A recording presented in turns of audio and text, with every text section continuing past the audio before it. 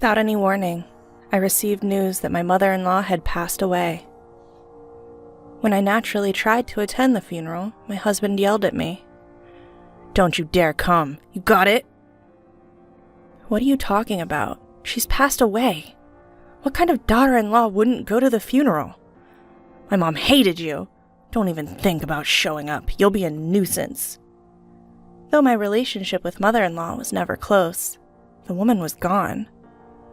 Not attending the funeral as a daughter-in-law would be beyond disrespectful.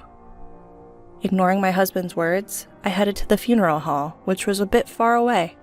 When I got there, I saw my husband leading the mourning rites. Wait, what's going on here? Whose funeral is this? What followed was a shocking truth that was hard to believe. My name is Sophia. I'm 30 years old. I've been married for 3 years and live with my husband, William. Things were great back then, but not anymore.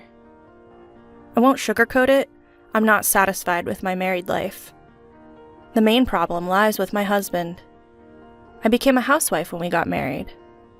That's because when he proposed, he asked me to quit my job and stay home. Since I was just an office worker with no particular passion for my job, I complied and quit. But that was a mistake. For the first year of marriage, everything was relatively fine. Things took a turn for the worse in our second year. I used to receive $1,000 a month for living expenses from my husband, but suddenly it was cut to $500. Look, William, making ends meet with just $500 is impossible. Why? I'm covering the rent. All you have to worry about is utilities and groceries, right?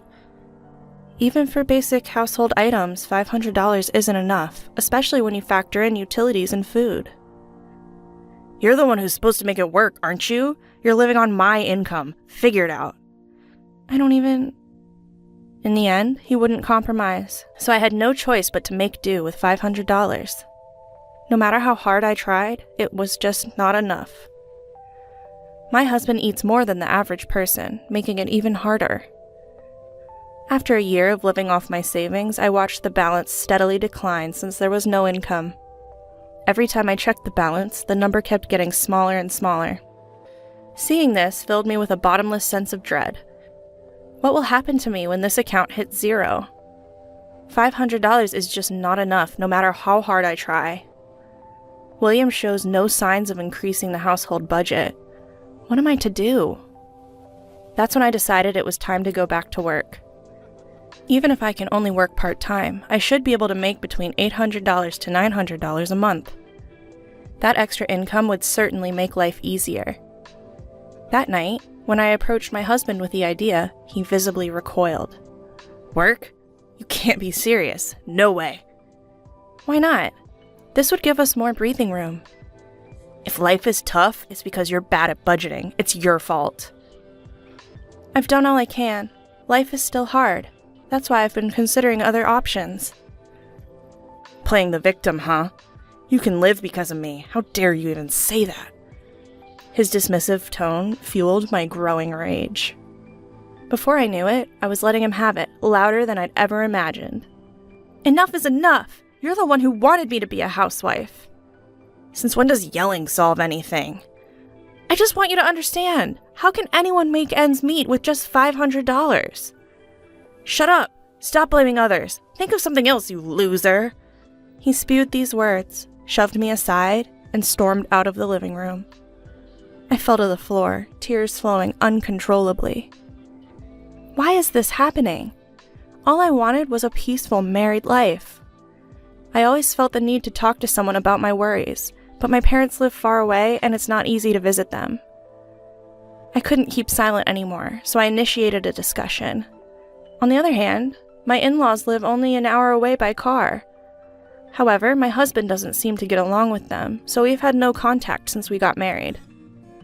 So, talking to my in-laws is pretty much out of the question. After getting married, I moved closer to my husband's workplace, making it difficult and expensive to meet up with my former coworkers. As for my friends back home, well, I can only imagine what they'd say if I tried to meet up. So here I was, living in fear of my own husband. But then things started to change. Recently, my husband has been spending less time at home. He started working late and going on business trips more often, which meant he was rarely home for dinner. If he's not eating at home, there's no need to stock up on a lot of groceries. This means I don't have to buy groceries in bulk, which helps me get by on the $500 he gives me each month. Also, I've started working from home and now make about $700 a month. I've started enjoying a more independent lifestyle, especially when he's not around. And it's been going on for about a year now. Recently, my husband has been too busy with work to come home much. But when he does, he treats me terribly and shouts insults. Lately, he hasn't even been giving me any money for living expenses. Then one day, something unexpected happened. When my husband came home from work, he seemed really rattled. Without missing a beat, he blurted out, "My mom is dead." "Wait, what? Are you joking?" I turned back to him and he yelled, "Why would I lie about something like this?" "But your mom was still young." "I'll go to the funeral the day after tomorrow, alone. You stay here." Caught off guard by his unexpected words, I couldn't help but blurt out, "What? What do you mean? Why would you go alone to your mother's funeral?" "She's my mom, so I should be the one to go. You don't need to come." "Wait a minute. That's ridiculous. She's my mother-in-law too, you know?" "That doesn't matter. I'm enough for my mom's funeral." "Are you serious?" I couldn't comprehend his rationale and my frustration was growing. Confused and puzzled, his impatience was obvious. "Just don't come to the funeral. Got it?" "What are you talking about? What kind of daughter-in-law doesn't attend her mother-in-law's funeral?" "Ugh, enough. Mom hated you, okay? Just don't show up at the funeral." "What? My mother-in-law hated me?" "Yes, exactly. So even if you did come to the funeral, my deceased mom wouldn't be happy." I can't believe this. My chest hurt sharply as the brutal truth was abruptly laid before me. Seeing me like this, my husband sighed in annoyance. "Enough already. If Mom hated you, Dad feels the same. Your presence would just make everyone uncomfortable." "Fine, I get it. Just stop." "You better, all right? Don't come to the funeral." Pressured by my husband, all I could do was nod. 2 days later, early in the morning, my husband busily got ready and quickly put on his morning clothes. When he went to the bathroom, I picked up his discarded pajamas. That's when I noticed his phone left open on the table. Looks like he was checking out the venue for today. The driving directions are up on the screen. It's about a 40-minute drive from home. Something felt off. Wait, something's not right. That direction isn't toward William's family home. It would take at least an hour and a half to get there from his parents' house. Wouldn't they usually choose a closer location? Why go somewhere so far away? Caught up in these thoughts, my husband returned from setting his hair. I quickly left the scene, pajamas in hand, making sure he didn't notice I'd seen his phone. He said, "I'm leaving," and walked out the door. Still uneasy, I decided to attend my mother-in-law's funeral in morning clothes. When I arrived, I couldn't believe my eyes. Unfamiliar faces filled the family and staff seats. And there was my husband, giving a speech as the chief mourner. "Thank you all for gathering here today in honor of my wife." What is this? My wife, Riley, was... William was shedding tears, pretending to be a grieving husband. Normally, I'd confront him right away, but I couldn't break the solemn atmosphere. Just then, I overheard the conversation of some women sitting behind me. "Did you hear? The chief mourner is divorced." "Really? He seems so steady." "Yeah, his previous wife was a handful, you know. Apparently, she left him with a huge debt." "A debt? Ugh, that's troublesome." "Finally, she left the divorce papers and left. He met his current wife soon after. Even knowing she was sick and wouldn't live long, they got married because they were in love." "So it's a love story. Huh. Debt? Leaving?" I had never done any such thing. Anger boiled inside me as I realized the story had been twisted. I had to ask him again to make sure. Upon checking, I found that our divorce had been finalized. The date was about 6 months ago. My husband probably met his now sick wife soon after and married her. The reason he hardly came home was that he was living a newlywed life with her. Connecting the dots, my anger reached its peak. He had me removed from the family register and married another woman behind my back? Enough with the insults already, will you? This is it. I've had enough. Time for a reckoning. With revenge in mind, I hailed a taxi and headed straight for my mother-in-law's place, where I suspected she'd be. I told the driver the way as best as I could remember, and somehow we made it. I rang the doorbell, and with a cheerful, "Hello," my lively mother-in-law appeared. Her eyes widened as soon as she saw me. "Oh, my, Sophia, is that you?" "Long time no see, mother-in-law. You look well." "You look good too, Sophia. What brings you here?" "I came unannounced, but there's something urgent I have to talk to you about." "Something you have to tell me?" "Yes, actually." I told my mother-in-law everything that had happened. How I'd been mistreated by my husband, how I wasn't getting enough for living expenses, and even the fact that he had already divorced me. As I spoke, tears welled up and I began to sob. My mother-in-law gently rubbed my back to comfort me. "Sophia, I'm so sorry you've had to go through all this. My idiot son. Please, forgive me." "It's okay. I should apologize for showing up and talking about this." "Why didn't you come to me sooner?" "William told me you didn't like me." "What? He told me you didn't like me? Wait, what?" That's when it finally hit me. My mother-in-law and I had been deliberately kept apart. My husband probably thought it would be troublesome if she and I got along, especially if something went against his plans. Meanwhile, unbeknownst to me, he'd apparently asked his family for financial help multiple times, and he'd blamed it all on me. "Sophia's sick and needs money.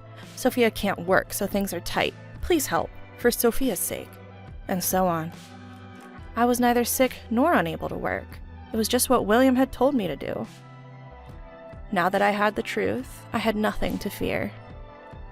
I told my mother-in-law about my plan for revenge and returned to the funeral. Though it had already ended, a few people were still around. I approached one of them. "Excuse me, do you know where the deceased's family lives? I couldn't make it to the funeral, and I want to bring some flowers later." Pretending to be an acquaintance, I managed to get the address of my husband's mistress's family home. The next day, I took some funeral flowers and headed to their place. When I rang the doorbell, a woman who looked quite worn, probably from the grief of losing her daughter, answered the door.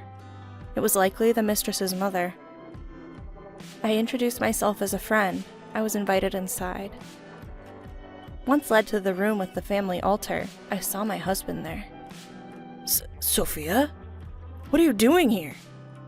Upon saying my name, my husband quickly covered his mouth. The father of the mistress asked, "William, what's going on?" That's when I let it all out. "I'm sorry for lying. I am this man's ex-wife." "Ex-wife? Why would you be here?" "Your daughter and I were both deceived by this man. I found out just yesterday at Riley's funeral that I was divorced." "What? What does that mean?" "He told me it was my mother-in-law's funeral and told me not to come.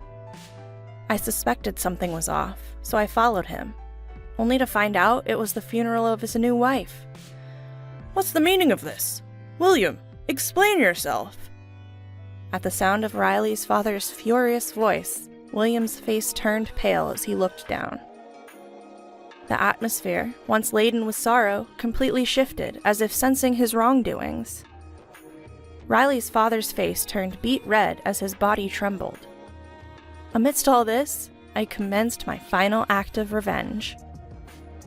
Suddenly, the doorbell rang, and Riley's mother headed for the front door.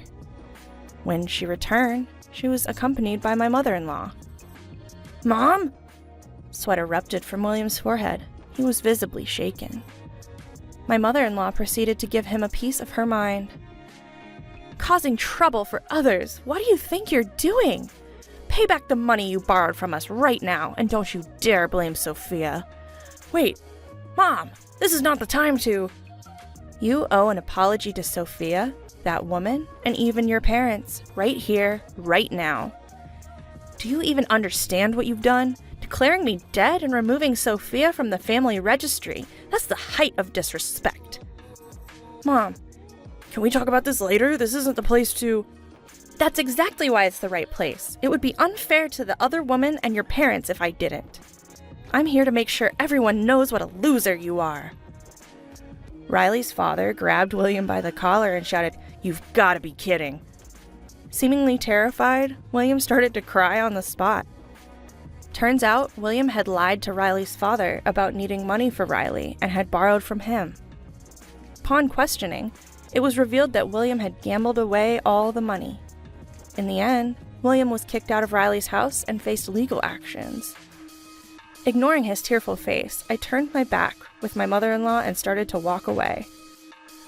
At that moment, a desperate voice called out from behind, "Wait!" I turned around slowly. What? "Sophia, I'm really sorry. Can we start over?" Excuse me? "If you don't help, I'll be sued." "Don't worry. I plan on suing you too." "What?" Yes. I had already made up my mind.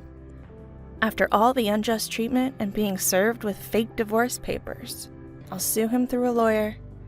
"Please, forgive me." Fuming, I unleashed my feelings on my husband. "Do you think saying sorry will make everything okay? Do you even understand what you've done? Filing for divorce without telling me is a legal issue, you know? Your apologies are worthless because you've been lying and asking for financial support. Utterly worthless." "Sophia, wait, please." Quiet. Do you have any idea how many people you've hurt with your actions? What you've done isn't easily forgivable. Even a lifetime of making amends won't be enough. So from now on, stay out of my life. If you show up again, I won't hesitate to ruin you. My mother-in-law's hand touched my back as I spoke assertively. Her warmth almost brought me to tears. Afterwards, William ended up paying back the $10,000 he borrowed from Riley's father in one lump sum. Additionally, he had to pay me alimony and a fine for forgery. His salary was never that high to begin with. The financial hit seemed to hurt him quite a bit. He had to go into debt to pay the alimony, and now he's even getting collection calls at work. It's only a matter of time before he loses his job. As for me, I went back to my old job right after the divorce. Now I'm living in an apartment near my workplace and enjoying peaceful days. Since then, I've been meeting with my mother-in-law regularly and updating each other on our lives. I feel our relationship has deepened even more after the divorce. My mother-in-law, who stood by me as we took our stand against her own son. I plan to cherish her as a second mother from here on out.